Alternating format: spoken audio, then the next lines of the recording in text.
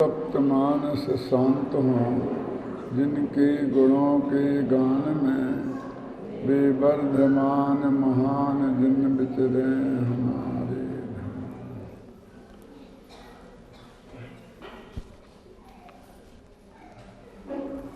अपने यात्रा संघ में कर्म के बंध की प्रक्रिया क्या है और उसके उदय का स्वरूप क्या है, इसके बारे में चर्चा आरंभ की थी। क्योंकि हमारा सारा ध्यान संयोगों पर ही रहता है और सुख की कामना से बस अनुकूल संयोग हमें प्राप्त हो जाएं, इसके लिए ही हमारे सारे प्रयत्न रहते हैं। लेकिन वो अनुकूल संयोग भी कैसे प्राप्त होते हैं, उसकी प्रक्रिया ज्ञात न होने से उसकी दिशा में जो प्रयत्न किया जाता है वो भी सही नहीं हो पाता। पहले तो अनुकूल संयोग माने क्या, तो हमारे दिमाग में जमा हुआ है सबसे पहले तो पैसा हो जाना चाहिए खूब, फिर दूसरे स्त्री पुत्रादिक अनुकूल हो जाना चाहिए, फिर स्वास्थ्य ठीक रहना चाहिए। और ये सब हो जाएं तो समाज में मेरी प्रतिष्ठा होनी चाहिए। आज की भाषा में कहें तो नेतागिरी अच्छी चलनी चाहिए, है ना। बस इनको हम लोक में अनुकूल संयोग कहते हैं। लेकिन हम गहराई से विचार करें तो क्या ये संयोग अनुकूल हैं? काय के अनुकूल हैं? विषय कसाय के पोषण के ही अनुकूल तो है ना। इस पैसे की क्या कीमत है? ये 10-10 हजार के नोट आप गाय के सामने रखो तो वो सूंघेगी भी नहीं, और हरी हरी घास होगी तो प्रेम से खाएगी। क्या कीमत है इनकी? इनकी कीमत आरोपित है, स्वयं की कुछ भी नहीं है। इनके माध्यम से हमें भोग सामग्री की उपलब्धि होती है। 5 इंद्रियों के विषय भोगों की अनुकूलता हमें इनके माध्यम से प्राप्त होती है, इसलिए इसकी इतनी महिमा बढ़ गई है ना। तो ये तो 5 इंद्रिय के भोगों की ही चाह हुई ना। पर 5 इंद्रियों के भोग भोगना पुण्य है कि पाप? भोगने का भाव पुण्य है कि पाप? तो ये तो सीधी पाप की भावना हुई ना। इसे आप पुण्य सामग्री है या कि पाप सामग्री है? एक बहुत गजब की बात यह है कि हिंसा के मामले में उसके कारण को भी सब लोग हिंसा मानते हैं, हिंसा को भी हिंसा मानते हैं, और उसके फल को भी हिंसा माने बुरा ही मानते हैं। यानी वो पाप जो है वो 3 काल में पाप है ना। भूतकाल में भी वो जब हमारे भाव किए थे तब भी हिंसा थी, जो वर्तमान में उपलब्ध है वो भी हिंसा है, और उससे जो बंद होगा वो भी पाप का ही होगा। ऐसे ही झूठ है, ऐसे ही चोरी है, ऐसे ही व्यभिचार है। 4 पाप तो बिल्कुल कॉमन है। इनमें किसी को भी शंका नहीं है कि कोई ये कहे कि ये भी पुण्य रूप हो सकते हैं। धर्म रूप तो बहुत दूर की बात है ना। अब परिग्रह का मामला जरा उल्टा हो गया। उसका बीज तो डाला पुण्य का और पेड़ उगा पाप का। क्या हो गया? ऐसा कहीं होता है? बोए पेड़ बबूल का तो आम कहाँ से होए, हमने तो ये पढ़ा था। जो अनुकूल सामग्री, जिसका एक नाम है परिग्रह, शास्त्रीय भाषा में नाम है परिग्रह, और उसको कर्म की फिलॉसफी हम अनुकूल सामग्री कहते हैं। अनुकूल सामग्री में अनुकूल वेदनीयम, जिसमें हमें अनुकूलता का वेदन हो, हमारे अंदर की फीलिंग की बात है बस ये, वो अनुकूल है कि नहीं है। आपको नमकीन बहुत अच्छा लगता है तो आपके लिए अनुकूल है ना, वो आपकी रुचि के अनुकूल है ना। क्यों छापड़ा जी? मिर्ची अनुकूल है ना, लेकिन अंदर में ब्लड प्रेशर है और वो ब्लड प्रेशर को बढ़ाती है, तो वो अनुकूल है कि प्रतिकूल?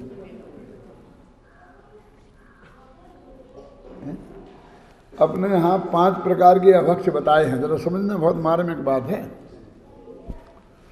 कौन कौन है? एक तो होते त्रिशघात, जिसमें बहुत से त्रिश जीवों का घात हो। एक होता है बहुघात। बहुघात का मतलब होता है कि एक केंद्रीय जीवों का घात हो, लेकिन एक केंद्रीय जीवों का घात हम छोड़ नहीं सकते। हम जमीन पे तो पैर रखेंगे ही ना, पानी से नहाए धोएंगे नहीं तो पिएंगे तो है ही ना, महाराज भी पीते तो है ना, नहीं नहाए धोए तो ये जो चीज़ें हैं इनका उपयोग हमें अनिवार्य है। इसलिए इनमें बहुघात, बहुत जीवों का घात हो, बस ऐसा नहीं होना, अल्प का हो तो चले। तो एक त्रिशघात, त्रिशघात बिल्कुल नहीं होना। स्थावरों में कम से कम होना। और तीसरा अनुपसेव्य। अनुपसेव्य का मतलब होता है कि उसमें कोई खराबी नहीं है, लेकिन दुनिया में उसे सेवन करने योग्य नहीं माना जाता। माने खराबी नहीं है, माने हिंसा नहीं है। अब जैसे यही है ना, अपनी ही पेशाब, आज समूत्र चिकित्सा चलती कि नहीं चलती है? क्या है? क्योंकि वो तो खुद ही एंटीसेप्टिक है। कहीं कहीं जीवाणु हो और अपन उंगलियों से पेशाब कर लेते ना, स्पिरिट का काम करती कि नहीं, उसमें जीव जंतु होने का कोई सवाल ही नहीं है। हिंसा तो बिल्कुल नहीं है, लेकिन दुनिया में निंदनीय है। जिन पदार्थों का सेवन इस जगत में निंदनीय हो उसको बोलते हैं अनुपसेव्य। और एक होता है नशा कारक, कि वो नशा पैदा करे, एक जीव की हिंसा नहीं हो। ऐसा क्या है? जैसे क्या चीज है? भांग है ना, वो पत्ती है, वो तो चाय की पत्ती जैसी, वो भी सूखी पत्ती फल में है ना, तो उसमें तो एक इंद्री का भी घात नहीं है, अपने आप गिरी हुई हो, लेकिन वो नशा पैदा करती है, तो ये नशा कारक अभक्ष। ये 4 अभक्ष तो ठीक है, 5वां है वो बहुत गजब का है, जिसके लिए मैं आपको ये बात बताने जा रहा हूँ। एक है अनिष्ट नाम का अभक्ष। अनिष्ट नाम का क्या मतलब? कि वो चीज बिल्कुल शुद्ध है, वो चीज बिल्कुल शुद्ध है, लेकिन हमारे स्वास्थ्य के प्रतिकूल है। जैसे मान लीजिए ब्लड प्रेशर वाले को नमक है, डायबिटीज वाले को शुगर। अब उस शुगर में बिल्कुल निर्दोष है, ख्याल है ना, महाराज भी गुड़ शुगर कुछ तो लेते हैं ना, कोई भी सही है ना, लेकिन यदि आपको डायबिटीज है तो आपके लिए वो अनिष्ट है।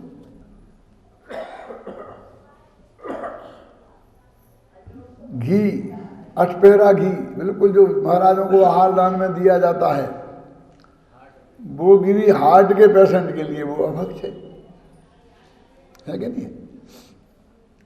तो ये अभक्ष हमारी समझ में नहीं आता कि ये कैसा अभक्ष है।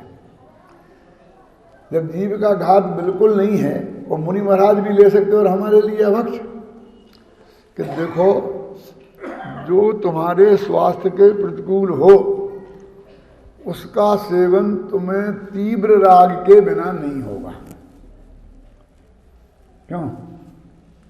अब ब्लड प्रेशर बढ़ जाएगा, तकलीफ तो होगी थोड़ी, लेकिन एक तो आज तो बहुत बड़ी नमकीन मेरा मन हो गया तो मैं तो खा ही लेता हूँ, जो होगा सो देखा जाएगा, मरना तो एक दिन है ही सबको। देखो कैसी आध्यात्मिक, अपने विषय पोषण के लिए, अभक्ष भक्षण के लिए, और मरना एक दिन सबको है, ख्याल में है ना, ऐसी बात करता है। मेरे लिए डॉक्टर ने बिल्कुल कहा कि मीठी चीज नहीं खाना, लेकिन साहब मैं तो कभी कभी तो ले ही लेता हूं। क्यों भाई साहब? कभी कभी ले लेता हूं। आप अभक्ष का भक्षण करते हैं, अभक्ष का भक्षण करने वाले को सम्यक दर्शन 3 काल में भी नहीं होगा। डॉक्टर ने मना किया कि तुम्हें नमक नहीं खाना हो, तुम नमक नहीं खाते हो तो सम्यक दृष्टि हो, ये बहुत दूर की बात है, होने की भी संभावना नहीं है। है ना। हमारा होता है ना, क्या आपको हरी पत्ती मना है, ये मना है, वो मना है, सब बोलते हैं डॉक्टर। फिर ये थोड़ी सी में क्या होता है, थोड़ी सी में क्या होता है? हमने डॉक्टर से भी पूछ ली थी, लेकिन ये हमारे शास्त्र के हिसाब से अनिष्ट है। दादा को भी बोलता हूँ, दादा मेरे को बोलते हैं, मैं दादा को बोलता हूँ, क्या हम कैसे छू सकते हैं इसको? इसमें कोई जीव की हिंसा नहीं है, लेकिन शास्त्र में इसको अनिष्ट नाम का अभक्ष बताया कि नहीं बताया? तो क्यों छोड़ा? नहीं वो रूखा, ये रूखा रूखा क्या होता है? हम कहे हमको जरूरत ही नहीं, जबरदस्ती रूखा रूखा। हमने कब की तुमसे, तुम्हारा हमारा ये रूखा रूखा है, तुम इसमें ये थोड़ा ये डाल दो, क्या दिवालिया समझ में है ना? क्योंकि तीव्र राग में इसका सेवन संभव नहीं है, और राग हिंसा है ये बताने की अब जरूरत नहीं है, कि शाम को कल बता चुके हैं। जीवों के मरने नहीं जीने से तो हिंसा का संबंध ही नहीं है, तीव्र राग से ही संबंध है ना। तो ये जो बाह्य सामग्री है जो हमारे पुण्य के उदय से हमें मिली है, तो इसमें ऐसा है कि बीज डाला पुण्य का और पेड़ उगा पाप का। देखो, हिंसक को कोई धर्मात्मा नहीं कहता है, पुण्यात्मा नहीं कहता है। हत्यारे को, झूठ बोलने वाले को भी कोई धर्मात्मा और पुण्यात्मा नहीं कहता है। चोरी करने वाले को भी कोई धर्मात्मा और पुण्यात्मा नहीं कहता है। व्यभिचार करने वाले को भी कोई धर्मात्मा पुण्यात्मा नहीं कहता है। लेकिन ये परिग्रह का मामला ऐसा है, क्यों कि परिग्रह वाले को पुण्यात्मा तो सभी कहते हैं, और कुछ मूर्ख तो धर्मात्मा भी कह देते हैं। देखा ना, सर्वे गुणा कांचन माश्रयन्ते, नीति कांड में लिखा ना कि सारे गुण सोने के चारों तरफ घूमते घूमते हैं।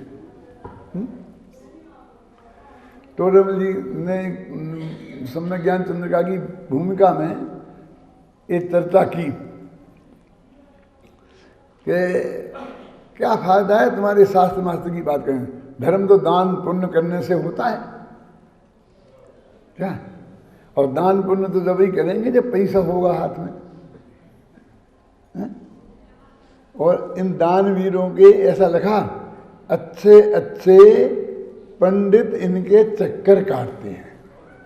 टोडरमल जी 250 वर्ष पहले ये प्रश्न किसी शिष्य ने उनसे किया होगा, उनने अपनी सम्यक ज्ञान चंद्रिका की ने ये प्रश्न खड़ा किया। क्या जरूरत है सारी जिंदगी माथा पच्ची करें? ये माथा पच्ची तुम करो और हम तुम्हें 10-5 हज़ार रुपये महीना देंगे, खरीद लेंगे, बस खत्म। और तुम जाप देना भगवान का, तो हमारा धर्म होता जाएगा। ब्राह्मणों में होता है ना, सेठ जी की तरफ से पंडित जी जाप माफ करते रहते हैं, और पुण्य सब सेठ जी के खाते में जमा होता रहता है। उनका जवाब इतना बढ़िया है, लोभी पंडित और मानी अविवेकी धनवान हो तो ही ऐसा होता है। यदि दोनों धर्मात्मा हों, कौन? ज्ञानी पंडित और सेठ भी, तो सेठ कभी पसंद नहीं करेगा कि पंडित मेरे चक्कर काटे, बल्कि उसके चक्कर काटने में अपना सौभाग्य समझेगा। क्या? तो ये जो भोग सामग्री मिली, इसका नाम शास्त्र में क्या है? परिग्रह। और परिग्रह तो पाप है ना, और मिलती है कहते पुण्य से। अनुकूल भोग सामग्री की बात चल रही है, अभी प्रतिकूल की बात नहीं। प्रतिकूल और अनुकूल दोनों की बात मैंने चंदेरी में आपको समझा दी है। अब मैं उससे अगली बात कर रहा हूं कि जो भोग सामग्री आपको अनुकूल लगती है, वो भोग सामग्री गारंटी से आपको पुण्य के उदय से मिली है। लेकिन वो भोग सामग्री भी पुण्य नहीं है, पाप है। तो बीज डला पुण्य का और पेड़ उगा पाप का, खर्च हुआ पुण्य और उसके बदले में मिला पाप। कैसी बात है। और भविष्य में क्या है? बहु धन बुराई भला कहिए लीन पर बेगार में। क्या लगा कि बहुत धन तो बुरा ही है। कितना साफ लिखा। हम थोड़ी कहते हैं पूजन में लिखा है।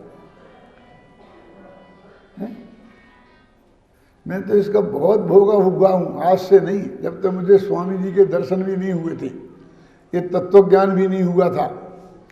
बड़े दादा भीलवाड़ा मिडिल स्कूल में थे और मैं पारोली मिडिल स्कूल में हेडमास्टर था। पारोली है ना, ये भीलवाड़ा के पास में था, राजस्थान में। तो पर्यूषण के दिनों में मैं भीलवाड़ा आया था प्रवचन करने। तो मैं यही समझा रहा था कि बहु धन बुराहु भला कहिए। और फिर मैं ये कहा था, धन समाज यह राज गाज तो बाज न आवे, ज्ञान आपको रूप भयो जो अचल रहावे, ऐसा समझा रहा था। तो एक सेठ जी थे, उनका नाम था गोरीलाल जी अजमेरा। उनके बाल बच्चे अभी हैं, कुछ तो रतलाम में हैं, कोई भीलवाड़ा में, परिवार वाले सब लोग हैं, कोई इनमें भी हो सकते, मुझे पता नहीं, इससे आप वे मेरे दादाजी की उम्र के थे और हम वो दादा दोनों में प्रवचन कर रहा था। दादा बैठे थे, वो बैठे थे, सब बैठे थे। तो एकदम खड़े होके बोले, क्या बस पंडितों की प्रशंसा सेठों की निंदा? क्यों? पंडितों की प्रशंसा और सेठों की निंदा, ये क्या है? कि भैया मेरे मोबाइल भी बंद कर देना जब तुम रख लो। क्या? मैंने कहा सेठ जी, ये कोई सेठों की निंदा नहीं है और न पंडितों की प्रशंसा है। क्या पंडित सेठ नहीं हो सकते? क्यों? और क्या सेठ पंडित नहीं हो सकते? आप भी स्वाध्याय करो, अध्ययन करो, मनन करो तो पंडित हो सकते हैं। और हमारे भी पुण्य का उदय आए तो हम भी सेठ हो सकते हैं। तो कौन सी कहते बात? अपने कोई नाम, माथे पर नाम थोड़ी लिखा। क्यों नहीं हो सकते? इसलिए जो आपकी निंदा और हमारी प्रशंसा नहीं है, ये तो छड़ा लगी पंक्ति में लिखी है। हम क्या करें? लड़ना है तो उनसे लड़ो।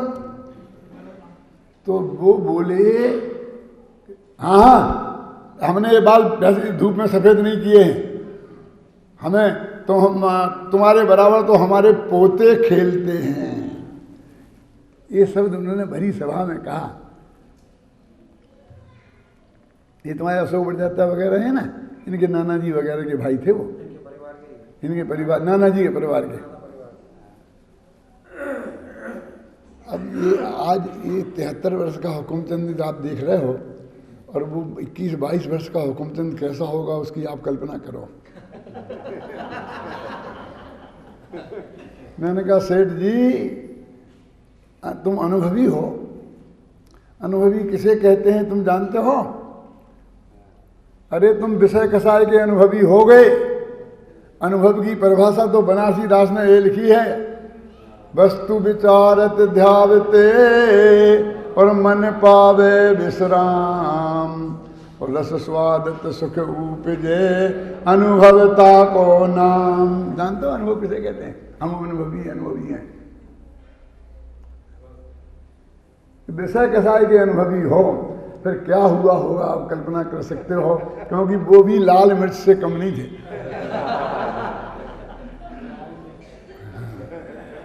हाँ, और मैं भी तो ऐसी धमाधम हुई कि मैं गद्दी पे ही बैठे बैठे रोने लग गया। और सारी समाज उन पर टूट पड़ी। क्या आप चुपचाप बैठो, आप कैसे बोलते हो? क्या एक घटना घटी कब की है मालूम? दादा सन 53 की। 53 समझते हैं? 53 और मेरे 35 का मेरा जन्म है, तो 53 में कितने वर्ष का होऊंगा? 18 वर्ष का था। मेरी शादी मादी नहीं हुई थी, दादा की हो गई थी।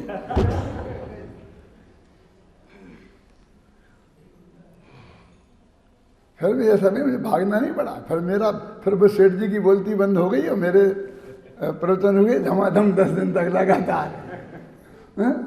जब तो मुझे गुरुदेव के दर्शन भी नहीं हुए थे।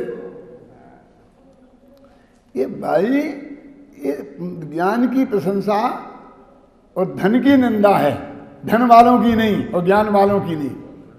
ज्ञान समान न आन, जगत में सुख को कारण, ई परमामृत धर्म धरा मृत्यु रोग निवारण। और वो क्या है, धन समाज गज राज बाज तो काज न आवे, और ज्ञान आपको रूप भयो फिर अचल आवे। ये वस्तु का स्वरूप है कि परिग्रह जो है ना स्वयं में पाप है। तत्वा सूत्र में लिखा है, बहुवारंभ परिग्रह नारकस्यायुषा, देख लेना। ऐसा जैन शास्त्र है 2000 वर्ष पुराना, समय सार के बाद तत्काल उन्हीं के शिष्य ने लिखा, और सारे जैन संप्रदायों को जो माना जाता है। बहुधंधी बहु दुखी, ये कहावत है ना। और एक नियम है कि चक्रवर्ती को 6 खंड की विभूति पुण्य के उदय से मिलती है, और वो ऐसा पुण्य सम्यक दृष्टि को ही बनता है। रतन साहब का तार में लिखा है नहीं लिखा? सम्यक दृष्टि को पुण्य के फल में जो चीज मिली, यदि वही चक्रवर्ती गृहस्थी में मरे तो गारंटी से नरक जाए, और वो छोटा मोटे में नहीं, सीधा 7 में नहीं। क्योंकि वे इतना उग्र पुरुषार्थी होते हैं, पुण्य में पुरुषार्थ करें तो सर्वार्थ सिद्धि जाए, धर्म में पुरुषार्थ करें तो मोक्ष जाए, और पाप में करें तो 7 में नरक। सब में टॉप पे रहते हैं। कि साहब भरत चक्रवर्ती तो मोक्ष गए, बहुत से चक्री मोक्ष गए, कई स्वर्ग गए।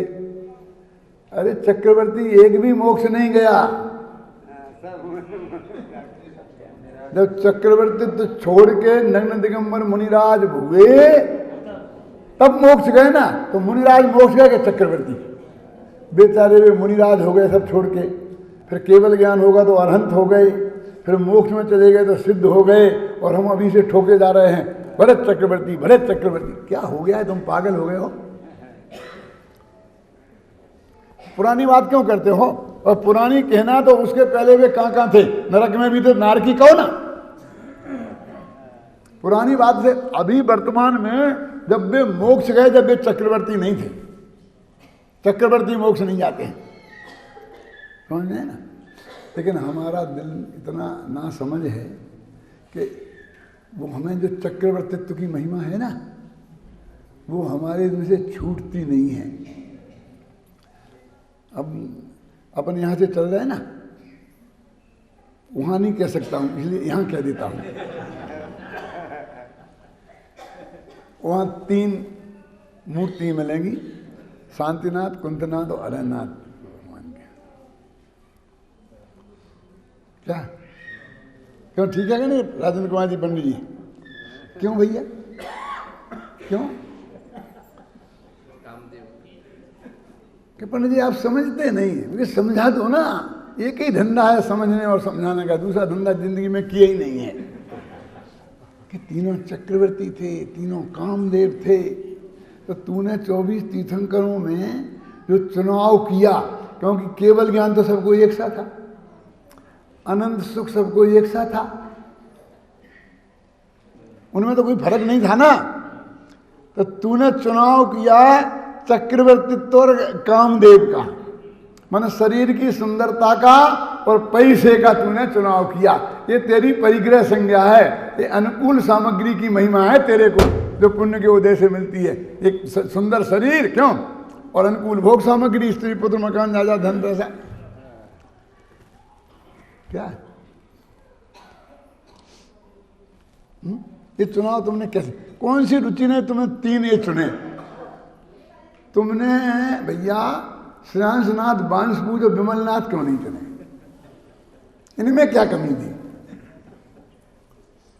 कहीं ये 3 की जोड़ी मिलती है क्यों?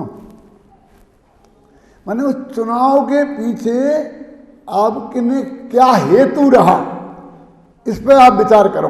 उससे हम आपके कि हमें शांतिनाथ कुंतनाथ अरनाथ से कोई विरोध नहीं है, हमारे लिए वैसे ही परम पूज्य हैं जैसे 24 तीर्थंकर हैं, लेकिन हम तो तुम्हारे मन का चोर पकड़ रहे हैं। हम आलोचना कर रहे हैं तुम्हारे मन के चोर की, शांतिनाथ कुंतनाथ अरनाथ की नहीं। कि तुम्हारे चुनाव में हेतु क्या था ये बताओ। नहीं हमारे यहाँ तो नहीं, हमने नहीं किया। हमने तो हमारे यहाँ 3 हैं, बीच में आदिनाथ, इस तरफ बाहुबली, इस तरफ भरत। वाह, ये तुम्हारा परिवारवाद नहीं है? इसे भारी भारी दिखते हैं। बीच में डॉक्टर भरेल, इधर परमात्मा प्रकाश, इधर अध्यात्म। तो हमसे क्यों कहते, उनसे क्यों नहीं कहते? उनको तो तुमने वेदी पे बैठा रखा है। के साथ तीनों मोक्ष गए, तीनों धर्मात्मा हैं, इसलिए कहते हैं। तो अब मान लो हम तीनों धर्म के काम में लगे हो,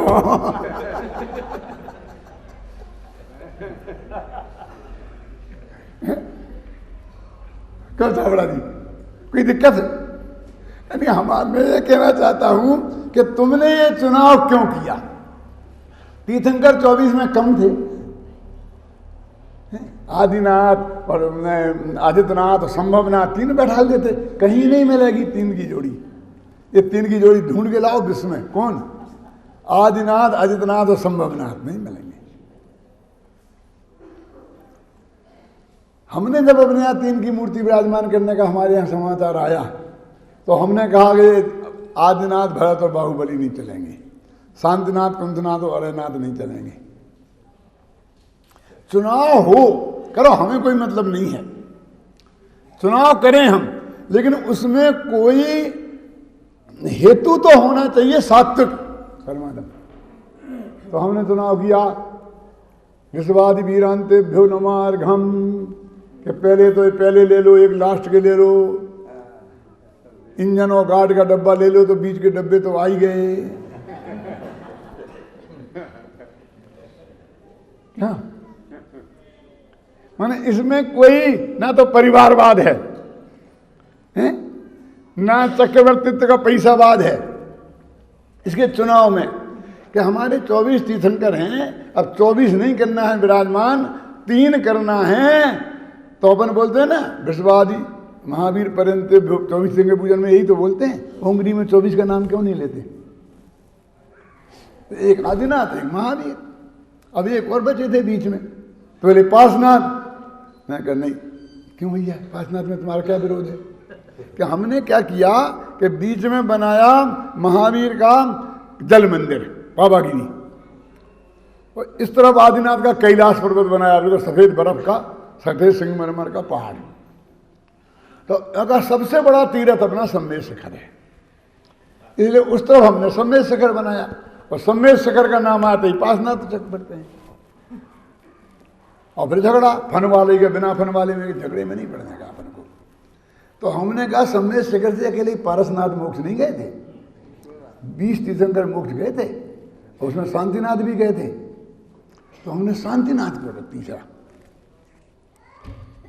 क्या आप समझे ना, इनने कहीं कोई लौकिक हिसाब किताब से चुनाव नहीं किया, और हम सब अपने हिसाब से लग रहे। मैं कहता हूं तुमने भरत, बाहुबली और आदिनाथ को चुना, तो थोड़ी तरक्की और करते। बीच में आदिनाथ, एक तरफ नंदा, एक तरफ सुनंदा, मजा आ जाता, महिलाओं का भी प्रतिनिधित्व हो जाता, और डबल 66%। क्यों?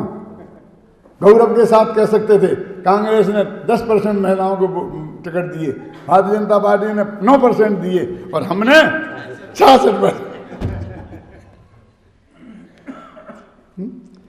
कलाकारों को भी थोड़ा मजा आ जाता, मूर्ति बनाने वालों को। अभी नंगे धड़ंगे खड़ी मूर्ति में क्या बनाए बेचारे, अपनी कला क्या दिखाएं। और वे साड़ी और गहने पहने होती नंदा और सुनंदा, तो उन्हें बारीक बारीक बारीक कला दिखाने का मौका मिलता है ना, क्यों? लेकिन नहीं, हमारे यहाँ नहीं है। मेरे कहने का मतलब है कि हमारा जो पुण्य के उदय से अनुकूल सामग्री मिली, सुंदर शरीर, स्त्री पुत्र धन, हमने भगवानों के चुनाव में उनको ही महत्व दिया। इसका मतलब हमारी धन की ही महिमा हमें है। मैंने तो त्याग नाम के धर्म में एक बात लिखी है ना, कि ये दानवीर की उपाधियां देते हैं अपन।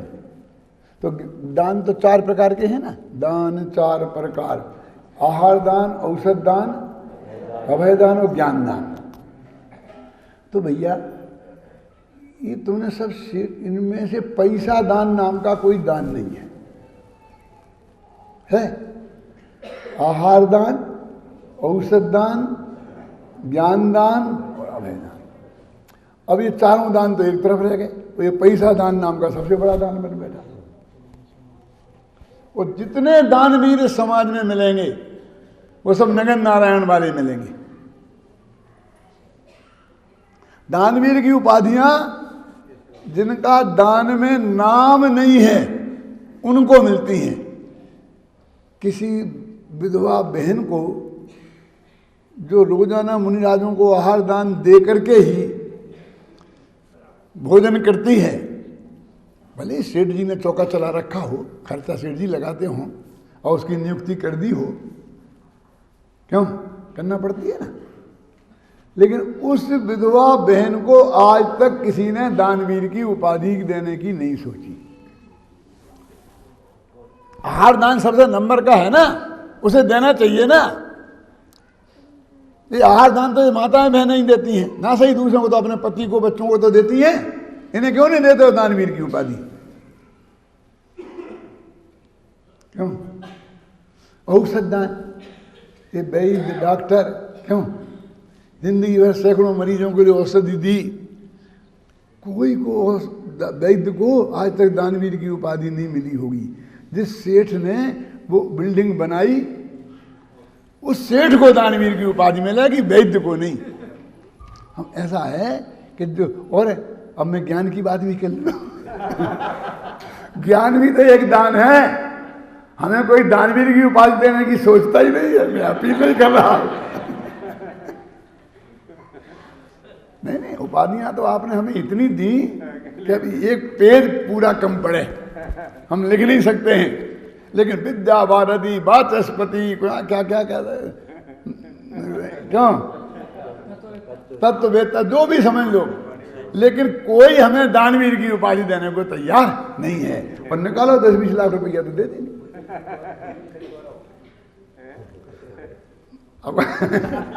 मतलब मेरे कहने का मतलब यह है कि इस समाज की समझ तो देखो। मैं ये नहीं कह रहा हूं कि पंडितों को दानवीर की उपाधियां दो, मैं ये नहीं कह रहा हूं कि माताओं बहनों को दो, वैद्यों को दो। मैं तो ये कह रहा हूं कि इन अपात्रों को क्यों देते हो, जो पैसे से सबको खरीदने की कोशिश करते हैं।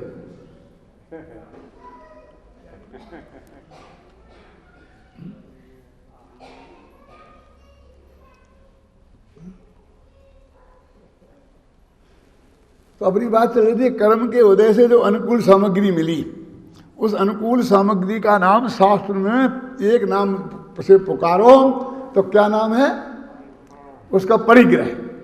और इसका बीज पड़ा पुण्य से और पेड़ उगा पाप का।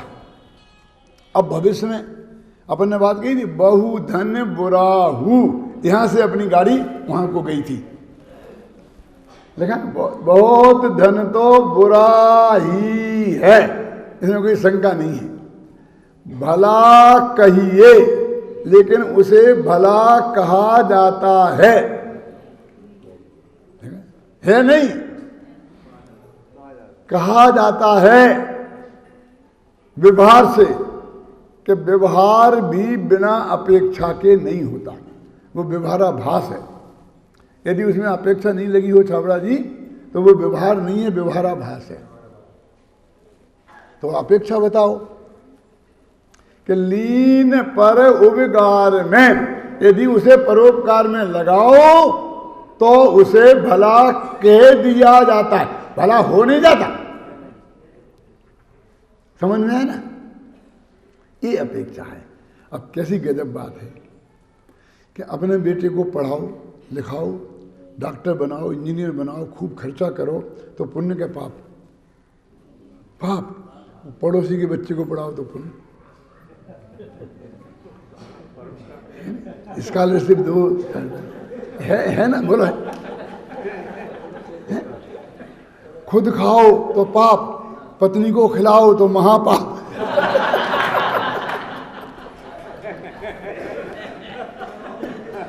अपने बाल बच्चों को खिलाओ तो महापाप और दूसरों को खिलाओ तो पुण्य। मैं तो सिर्फ व्याख्या कर रहा हूं पूजन की पंक्ति का कि बहु धन बुराहु भला कहिए लीन पर उबेगा। पर के उपकार में लगे तो, अपने उपकार में लगे तो नहीं। है कि नहीं, बोलो?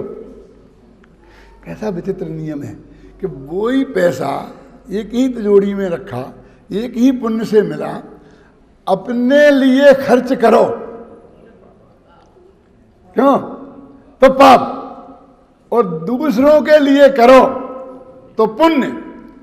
और फिर उसके भी भेद हैं, उत्तम पात्र, मध्यम पात्र, जघन्य पात्र। बेही रोटियां ऐसे बाजार वाले चलते भिखारी को खिलाओ तो वो दया नाम का, क्या दया दत्ती बोलते ना, नाम का है, उसमें भी पुण्य बंधेगा। बहुत हल्की जाति का, बहुत थोड़ा सा। फिर किसी ज्ञानी धर्मात्मा को कराओ तो उच्च कोटि का एकदम बनेगा। फिर कोई अणुवृत्ति को कराओ तो उससे कई गुना उच्च कोटि का बनेगा। फिर दिगंबर मुनिराज को आहार दान भक्ति पूर्वक दो तो उससे भी अनंत गुना पुण्य बनेगा। देखो, माल वही है, वो सामग्री वही है जो समझ में आई ना। उस सामग्री से पुण्य पाप नहीं है कैलाश जी।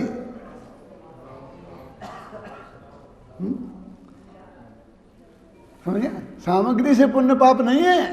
पुण्य पाप जिसको दी है उस पात्र की अपेक्षा है और उसके प्रति तेरी भक्ति भाव की अपेक्षा है कि नहीं है?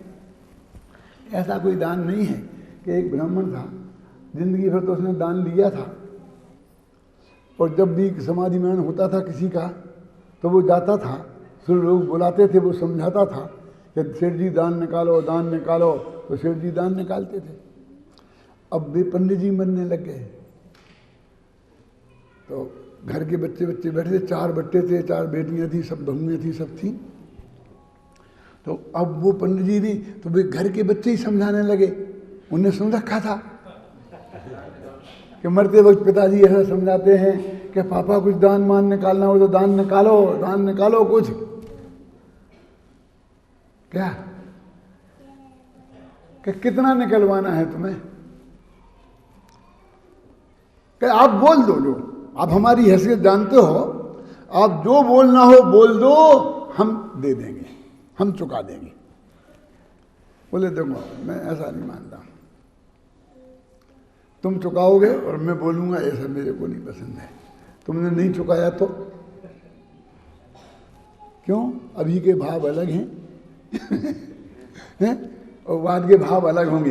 तुम्हें तो जितना दान करवाना हो लाओ, मैं करने को तैयार हूं। तो उन लोगों ने 4 नोट निकाले 100 के, वो हाथ में रख दिए पिताजी के कि आप दान करें। तो बड़ी बहू को बुलाया, 1 नोट उसे दे दिया, फिर दूसरी बहू को 1 नोट, तीसरी बहू को, चौथी बहू को 4 नोट। हे पापा, ये क्या करते हो? अरे कोई ब्राह्मण की कन्याओं को दो कि ये चमारों की कन्या है?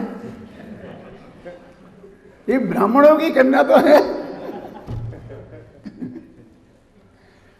अरे बे नापड़ बेटे भी उसको दान मानने को तैयार नहीं है कि अपनी ही बहुओं को दे दे। ख्याल में आई ना? अरे वो ब्राह्मण की बेटियां हों, हम खुद ही वृत्ति हों और हम खाएं तो पुण्य नहीं होगा। समझ में आया कि नहीं आया? हम तो उनसे ज्यादा पात्र हैं जिनको देना है। वो तो उसकी शर्त है। कौन सी शर्त है? लीन पर उबेगार में, और वो पर जितने दूर का होगा उतना ज्यादा पुण्य। क्या समझ में आया? जितने दूर का होगा का मतलब क्या? एक हमारे मित्र थे वकील साहब, बोले साहब मैं तो 3-4 स्कॉलरशिप देता हूँ, एक मेडिकल के लिए, एक इंजीनियर के लिए, कितने के लिए, इसके लिए। दादा को मालूम है, नाम नहीं बताऊंगा क्योंकि अभी और 10-5 साल में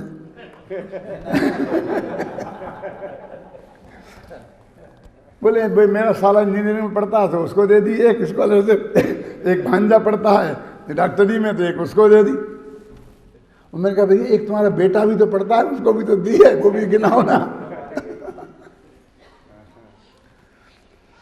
अरे ये तो तुम्हारी ड्यूटी है, उसमें दान भान का क्या काम है? क्यों? साले के लड़के को नहीं दोगे तो रोटियां चक्कर में पड़ जाएंगी, क्योंकि उसकी पहुंच तो तुम्हारे चूल्हे तक है।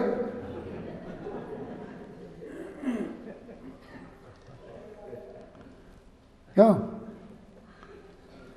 वो जितने दूर का हो, हमारा कोई परिचय नहीं, कोई लेना नहीं, कोई देना नहीं, ख्याल में आई ना? है ना? न्याय की बात है ना? तो यदि वो परोपकार में लगे तो पुण्य, और खुद के विषय कसाय में लगे वो भोग सामग्री तो पाप। अब ऐसा पेड़ है कि जो हमारे आंगन में उग गया है और जिसमें फल लगते हैं बहुत बढ़िया। कैसे बढ़िया? इंद्रिय के भोग हैं वो लगे ना, वे फल क्या लगे? इंद्रिय के भोग। वो कितने बढ़िया हैं? इंद्रिय के भोग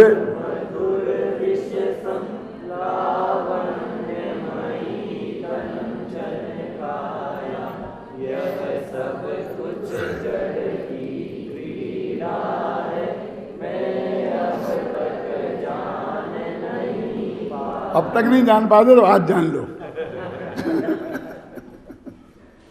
क्या कह रहे? इंद्रिय के भोग मधुर।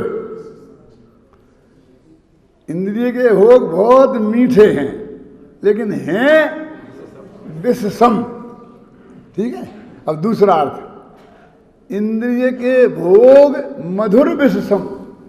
विष 2 प्रकार के होते हैं, एक कड़वा, मुंह में यहां तक लाओ तो इतना कड़वा लगे कि जबान कड़वी हो जाए, दूर से देखने में चरपरा बहुत, लेकिन इतना मीठा कि खाने में बहुत मजा आए, लेकिन जबान पर रखते ही प्राण निकल जाए। उसका नाम है मधुर विषम, मधुर विष। 5 इंद्रियों के भोग खाने में मीठे लगते हैं और हैं भयंकर जहर, है ना? इंद्रिय के भोग मधुर विषम, मीठे विष के समान है भाई साहब। इसे मत खाओ, खाओगे तो महापाप नरकादि गति में जाना पड़ेगा। दादा ने रात को बोला था इन भावों का फल क्या होगा। क्यों? मैंने कहा भैया ये तो लग गए लेने से, मेरे भाषण का क्या होगा? सब थक गए।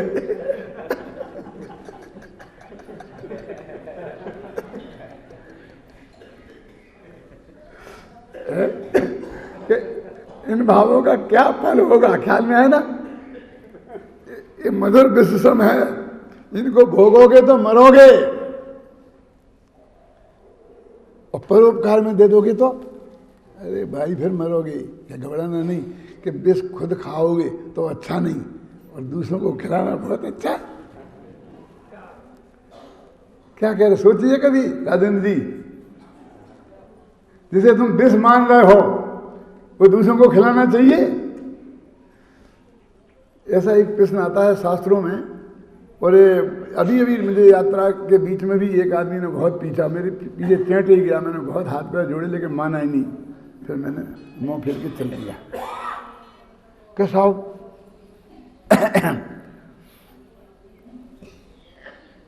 मुनिराजों के कमंडल में पानी हो, सुना होगा अपना उदाहरण तो। और एक आदमी प्यास से मर रहा हो, समझ गए ना? तड़प रहा हो, वो मांग रहा हो, तो मुनिराज उसे पानी पिलाएं कि नहीं पिलाएं? बोले अब वो तो मेरे से यही कहना चाहता था, मैं कहूँ कि नहीं पिलाएं तो वो मेरे से बहस करे, ये तो मानवता है, ये तो ऐसा है, वो ऐसा है। वो शुरू हो गया, वो बिना मैंने कुछ नहीं बोला, फिर भी शुरू हो गया, क्योंकि वो समझ नहीं सकता था। आप समझ सकते हो तो आपको समझाता। क्यों नहीं पिलाएं, मर्दान दें उसे। जैसे हत्यारे हो रहे हो मुनिया, ऐसा लगता है मुनिराज हत्या कर रहे। मैं उससे तो इतना ही कहा कि भैया वो कमंडल का पानी तुम पीवे तैयार हो। कमंडल काय का होता है? लकड़ी का होता है ना, वो मंजता है, काय के काम आता है। अब आज तो ज़माना ही बदल गया। पुराने ज़माने में इसी बुंदेलखंड में हम पीतल के लोटा को लेकर और जंगल में लेटन जाया करते थे। इस पपोरा में भी हम रहते थे, पढ़ते थे, तो लोटा लेके जाते थे। लेकिन उस लोटे को भी 3 तरफ दबे मांझते थे, तब तो घर में रख सकते थे। और यदि कोई पानी मानी घर के काम में लेना हो तो आग ही में गर्म तपाते थे ना, है। अब वो उसको तपाओ, आग में जल जाएगा कमंडल, और ना वो मजे, ना राख से मजे। तो ऐसा, और रोजीना लेटरिन बाथरूम में जा रहे होंगे और सफाई कर रहे होंगे, तो उस कमंडल का पानी महाराज के पीने का तो सवाल ही नहीं है। एक साधारण धर्मात्मा ग्रस्त भी नहीं पी सकता। अरे पापी से पापी को कहो तो वो नहीं पिया, है कि नहीं? क्यों? आप पीवे तैयार हो? नहीं, वो उसकी मौत का सवाल है, उसके मौत का सवाल है, मौत का सवाल। मैंने कहा कि मुनिराजों को करुणा के वो सागर हैं, लेकिन उनकी मान्यता इतनी मजबूत ये है कि एक जो सामने वाला जो दुखी है वो पानी की कमी से दुखी है ही नहीं, और ये जो मरेगा वो पानी की कमी से मर ही नहीं सकता। मरता होता तो नारकी तो मर ही जाते। सिंधु नीरते प्यास न जाए और तयपन एक न बूंद न लाए। तुम्हें टोकने का अधिकार है भैया, मुझे कुछ पता नहीं है। बता दो कितने मिनट बाकी है? हो गया। सुनो, सिंधु नीरते प्यास न जाए तो भी वो मरे नहीं। तो वो मानते हैं कि पानी की कमी से कोई मरता ही नहीं। निज आयु क्षय से मरण हो, यह बात जिनवर ने कही, न तो एक आधा पढ़ रखी है। तो मैं पानी नहीं लूंगा तो ये मर जाएगा, वो मानने को तैयार ही नहीं है। और आयु कर्म वे पिला नहीं सकते। और वो दुखी है, नहीं मरेगा नहीं, लेकिन दुखी तो बहुत है ना। तो उनकी मान्यता है कि दुखी तो मिथ्यात्व के कारण है। पानी की कमी से तो आज तक कोई दुखी हुआ ही नहीं। होते तो सिद्ध भगवान दुखी होते। क्या थावड़ा जी? उनके करुणा का स्वरूप ही ये है, उन्हें बहुत दया आती है, तो उपदेश देने का भाव आता है। ख्याल में है ना? पानी देने का भाव उन्हें नहीं आता। क्यों? क्योंकि पानी देने का भाव गृहस्थ को आता है। ख्याल में आई ना? मुनिराज को नहीं आता। मुनिराज को उपदेश देने की करुणा तो आ सकती है, वो ज्ञान दान तो दे सकते हैं, आहार दान नहीं। कहाँ लिखा? बोल मुकेश। अभी तो मेरे साथ रहेगा तो बेटा पढ़ना पड़ेगा, ऐसा नहीं चलेगा। कौन बोल सकता है बताओ? देखो हमारा विद्यार्थी बोलेगा जब बोलेगा। धनी शास्त्र साधु अभय दिवैया, त्यागे विरोध को। क्या? जब मुनिराज की बात कही तो ज्ञान दान और अभय दान की बात की। जब गृहस्थ की बात आती है तो आहार दान और औषध दान की बात आती है। वे साधु धन्य हैं जो शास्त्र माने ज्ञान दान देते हैं, माने शास्त्र लिखकर अथवा शास्त्र की बात सुनाकर। धन्य साधु शास्त्र अभय दिवैया। राग का त्याग करके त्याग धर्म हो गया, और दान देना तो दे देना। तो साधु तो ज्ञान दान देता है, साधु तो अभय दान देता है। अभय दान कैसे देता है? अरे भाई तुम घबरा मत, दुनिया की कोई ताकत तुझे दुखी नहीं कर सकती है। ये पानी की कमी तुझे वो दुखी नहीं कर सकती है, तुझे नहीं मार सकती है। वो तो आयु कर्म जब समाप्त नहीं हुआ तब तक नहीं मरेगा। और दुख भी असाता वेदनी कर्म के उदय से हो रहा है, पानी से नहीं हो रहा है। ख्याल में है ना तेरे को?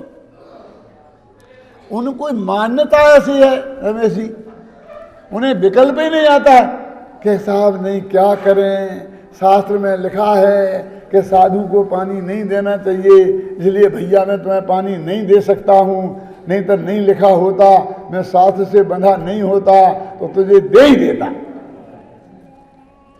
कि नहीं महाराज देना तो पड़ेगा।